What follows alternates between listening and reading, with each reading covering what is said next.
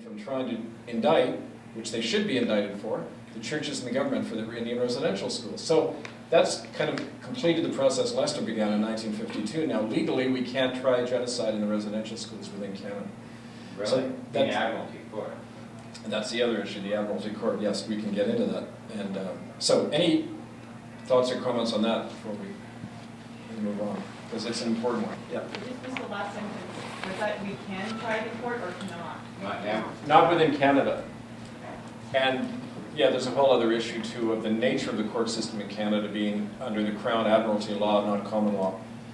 And that's a whole very interesting thing, because part of the work I'm doing now is with groups around the world that are actually setting up common law de jure courts where when the Crown and the police refuse to prosecute groups, that these common law courts can't. And that citizens have the obligation to set up these courts to do what the normal courts are not doing. And in fact, there was a case of that when I was over in England this last month. I was lecturing up north, and unfortunately I didn't get the chance to get over, but in Birkenhead, which is a suburb of Liverpool, and Liverpool has wonderful radical traditions, as you know, but and this came out that day, because there was a judge who was imposing illegal council taxes on people. He didn't have the authority to impose these taxes, but he was. And he was, being challenged by this, and he didn't relent. So this man, Roger Hayes, put him on notice, said, you are not abiding by your oath of office, and you're acting illegally. Please step down. And he wouldn't, so 600 people showed up in court, and he and 2 common law peace officers walked in and arrested the judge.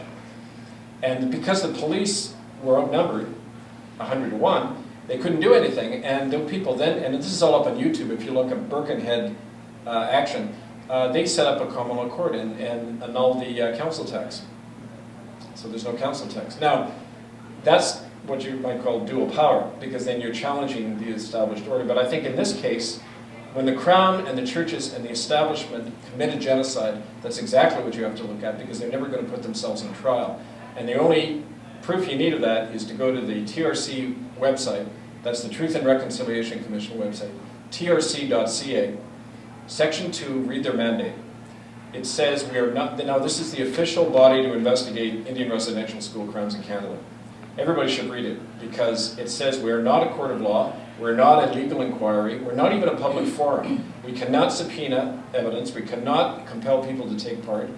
We can allow people to tell their story, but we cannot take down an evidence, naming of names, or any wrongdoing that occurred in residential schools if it hasn't already been resolved in a court of law. Well, how many of these issues has been even brought before Canadian court? Sexual and physical abuse. Probably on one hand you could count the number of people who've gone to jail over these things. Not one person has ever been tried for the death of a child in a residential school in Canada, let alone arrested, even though 50 to 100,000 children died in these schools over a century. And that's already been acknowledged in the Globe and Mail in 2000, that the death rate stayed 40 to 60% over half a century in these schools. Okay, so the issue of intentionality isn't there anymore. A crime doesn't continue for a half century unless there's an intent. And so the question now is, what do you do? And that's a question to all of us. And I'm sorry to go on like this, but and I'd like your own thoughts about this, but what do you do now when our institutions are guilty of genocide and they've even admitted it? Where are our reporters? I have to turn out my own little paper, Toronto Street News. These people are scum. Toronto reporters, I can't stand them, they're scum. They're doing what they're told. Yeah, well, it's a corporate report, that's right, they will not say a word. Well, Vic, I count 40 reporters in the room here. Well, where are they? We're all punch them in the head, where are they? No reporters. No. We're all reporting. We're our own media. Yeah. In this case. We are the media. This is the only way the story's ever gotten out, through the internet, through alternative radio. How do you go about it when you have a piece of evidence or something that's linking us to that history? How can we, any tips for, Right. We're just being shut down. Right. Well, first of all, professionals or people within an institution usually, especially if they're in a sensitive position like doing research, are usually compelled to sign a confidentiality agreement. And this is certainly true of the church officers and people who work like with the National Research Council or the National Archives in Ottawa. I've experienced that going there. They're not allowed to disclose certain things. And so the only way to do that is to find sympathetic researchers and people within the system who are willing to brave that, Yeah.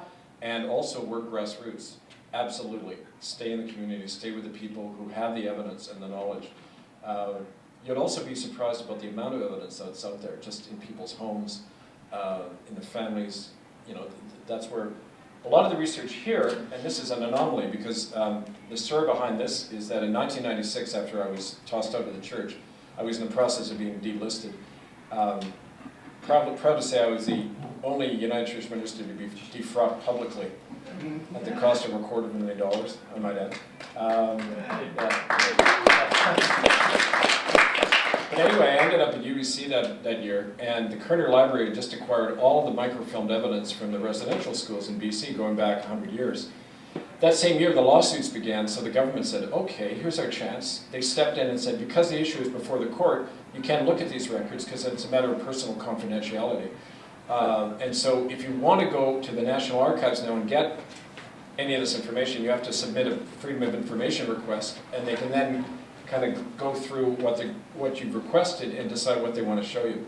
The Kerner Library was all there in the microfilm, and that's where I found a lot of these documents, including the Bryce report, showing the 50% death rate, the sterilization laws in BC and Alberta allowing natives to be sterilized, petitions from native families describing these killings, the starvation of children, all of this stuff. So I found it all in that one university library.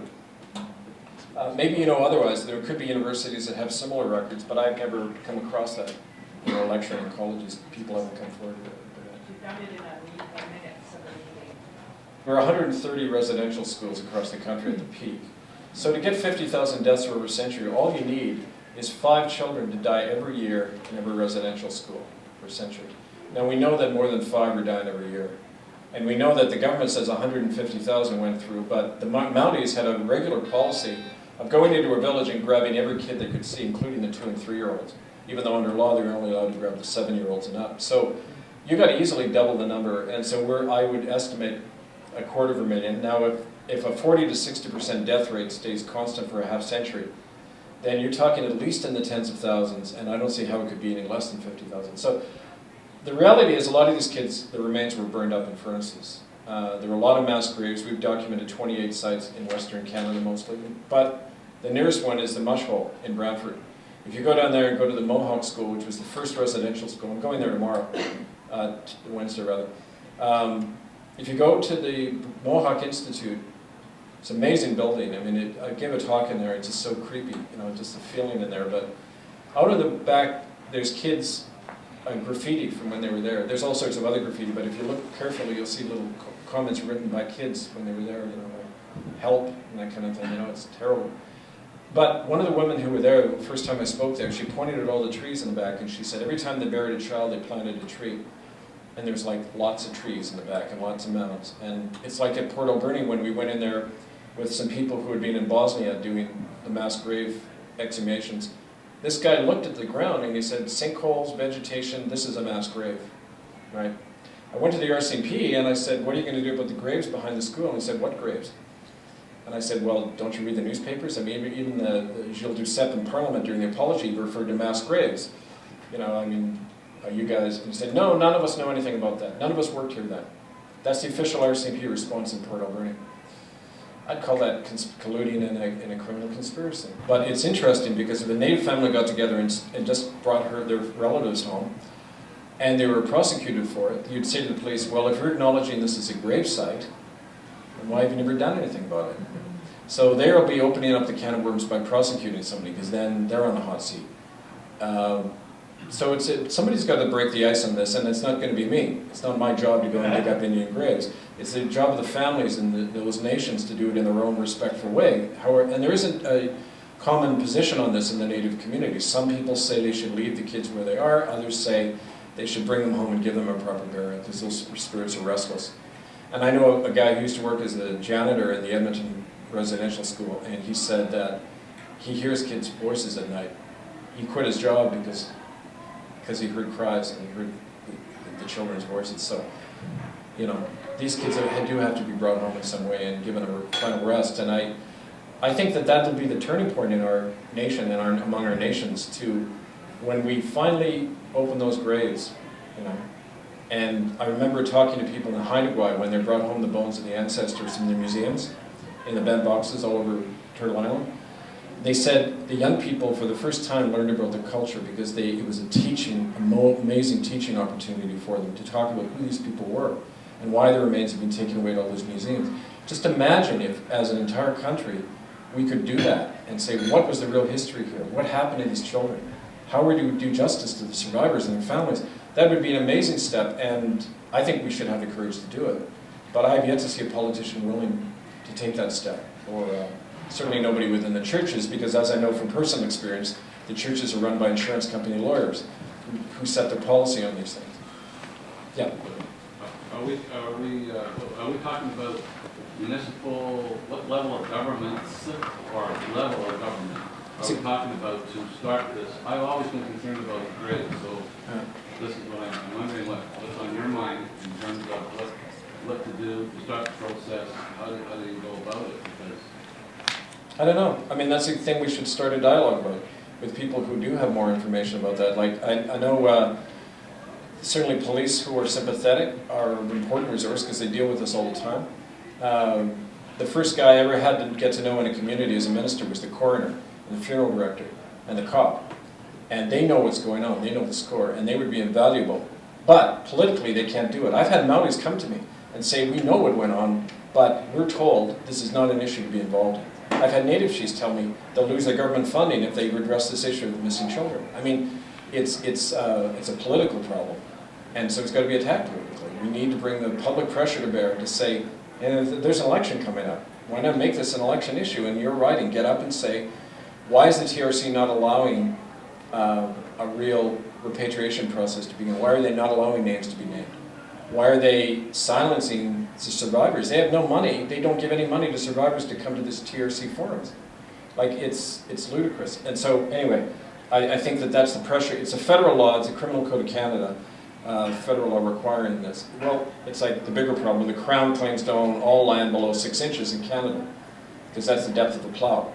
We're allowed to be farmers. All my family that were thrown out of Ireland and Scotland by the same empire came here and were told you can own the 6 inches and you can farm, but you can't own the minerals and everything underneath. It's still the same way.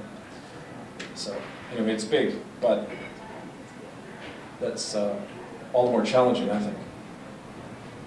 I have a question. We're trying to get the sound working for the film, but what happened to Mr. Val? Rick Leatherly? Yeah. Well, I talked to Rick a few weeks ago and he's still alive, but he's like a lot of people in Vancouver who live there in that condition. It's precarious. He was told by the cop that he wasn't to speak about what he saw. It's just a threat. And I don't know. I'll know when I get back on Friday to Vancouver. But I've lost so many friends. And like anybody in this world has. I've just lost a lot of people who do this. And the white people who work with us are scared off often. The native people are killed off. It's that simple, or die off from the stress of this. I mean, when we held our first healing circles in 1996, it was not too uncommon for people to kill themselves after starting to disclose because there was no support, there was no backup. They're handed $10,000 and say, here, go have a good time. And you go and overdose on drugs. I mean, as the attitude down there is, that's not accidental, it's how they're killing us today with the settlement money. And you see that happening all the time. So. The residential school museum in Portage la Prairie did contact me initially, but after looking at my stuff, they didn't keep up the communication. The TRC was set up, it's kind of a little bit of history. After our film came out in 2007, one of the guys who saw it was Gary Morasti, who was a native member of Parliament for Saskatchewan. And after he saw it, he stood up in Parliament in April 2007 and said to Jim Prentice, who was Minister of Indian Affairs, when are the children going to be given a proper burial? And then Jim Prentice actually said in Parliament, and this is in Hansard, that if his children, he had 3 daughters, and if one of them disappeared, he wanted to know what happened to it. And that's as far as a politician had ever gone in Canada. And it was funny, it came from the Harper government and the Tories. Because interestingly, 2 months before that, I'd been in Ottawa and I had a meeting with Dennis Bevington, who's an NDP MP. And I expected, oh, the NDP will be all on board with this. Jean Crowder came in, she was the Aboriginal Affairs critic for my town, Nanaimo, she's my MP, right?